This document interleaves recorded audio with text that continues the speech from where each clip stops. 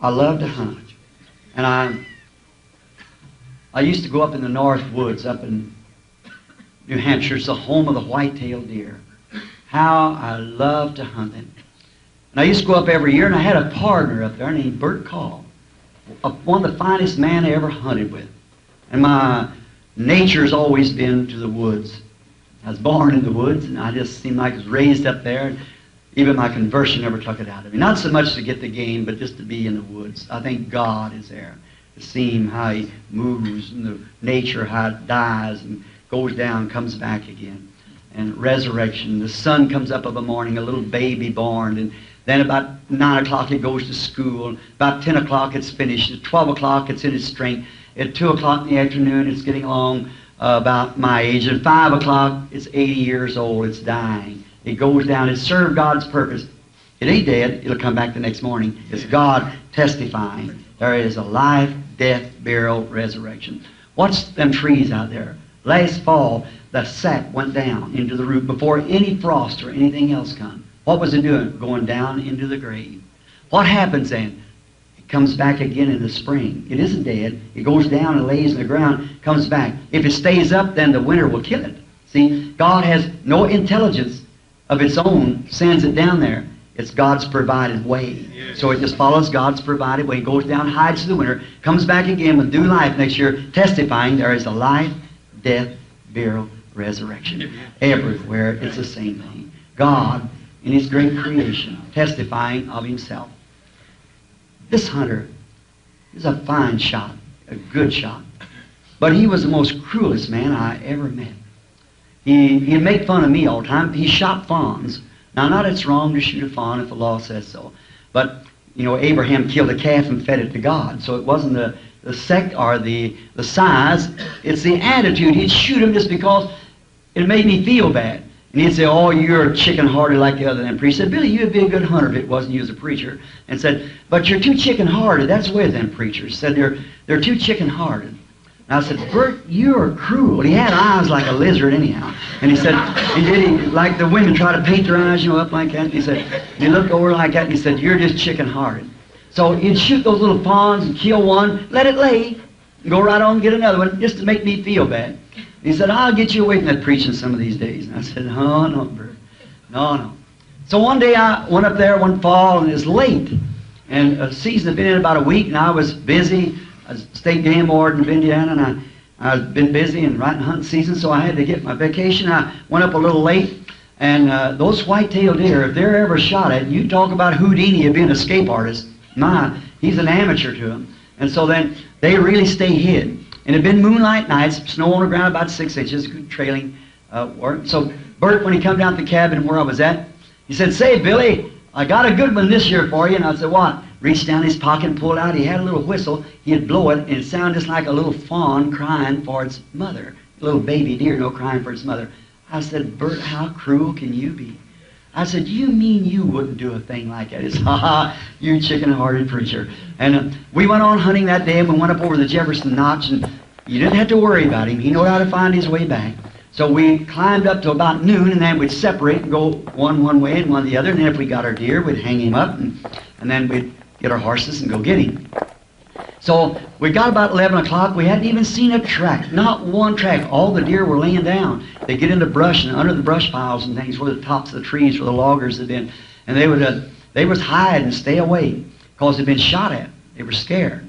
About 11 o'clock, Bert stopped, sat down. There's a little opening about all size of this building, and the inside maybe twice the size. A little opening there, and he sat down. And he reached back to get, I thought his thermos that he had in his coat. We usually carry a thermos and have some hot chocolate because it's got fuel to it, and then have a sandwich. Now we separate.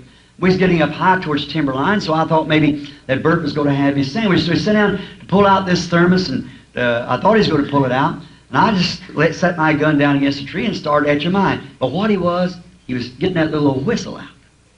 So when he got this little whistle out, he blew it. And anyone ever heard a little old baby fawn cry? It's kind of pitiful anyhow. And when he blew that whistle, to my surprise, right across from him, a great big mother doe stood up. Now, a doe is the mother deer. So she stood up. There was her big brown eyes, and these these big ears pointed right up like that. See, her baby was in trouble. And he blew it again. And she looked around. And she walked right out into that opening. Now that's unusual. Any of you hunters know that, for a deer to do that. She walked out there. I could see her big eyes. She wasn't standing over 20 yards from me. And I thought, oh, Bert, you can't do that. And it killed that poor precious mother. Her looking for her baby and you deceiving her like that. And this whistle had blown and she walked out there. And the hunter raised the lever on his .30-06 rifle, dropped it down, that cocked the gun, you know, with the safety off. And she heard that. And she looked around. And she saw the hunter. Her ears peeked right down. Usually they'd been gone. And she would have walked out there in the first place at that time of day. But you see, she was a mother. There was something in her. Something genuine. Something she wasn't putting on no show. She was a mother. She was born a mother. And her baby was in trouble. That was to her interest. And he looked up at me with those lizard-looking eyes and grinned. I said, Bert, don't do it. Don't do it. He just grinned, turned her out that rifle. Oh my, he's a dead shot. And I know when that scope hair come across her loyal, motherly heart, he'd blow it plumb through her. See, she was standing 20 yards, big 180 grain mushroom bullet in there. He would just blow her heart plumb through both sides. I thought, how can you be so cruel as to blow that precious mother's heart out of her and her seeking her baby? How can you do that, Bert? I was thinking to myself. I seen his arms study down. I couldn't look at it. I just couldn't do it. I turned my back. I couldn't see that. That genuine, loyal mother standing there. She wasn't a hypocrite. She wasn't just putting it on for a sideshow. She was a mother. That's what she's doing. Death didn't mean nothing to her. The baby was in trouble. She thought more of her baby than she did of her own life. Let the hunter shoot whatever it was. Her loyal heart was beaten. Her motherhood, the motherhood in her was calling. Her baby was crying. There was something inside of her pulsating. It was real. And how could that cruel hunter blow that loyal heart out? I just couldn't see it. I turned my head. I thought, Lord God, don't let him do it. I was standing like this. I didn't want to hear the gunfire. It was just too much. I waited. The gun never fired. I turned around and looked, and it's going like this. He couldn't do it. He turned around and looked at me, and those big eyes had changed. Tears was running down his cheeks.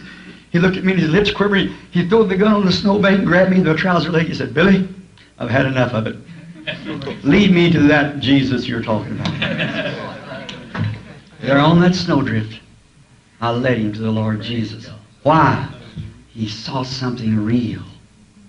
He'd been in all kinds of churches. He's seen something that wasn't put on. He's seen something that was genuine. Friends, we might have church rules and church regulations and theologies and everything else, but there's a real, genuine Jesus.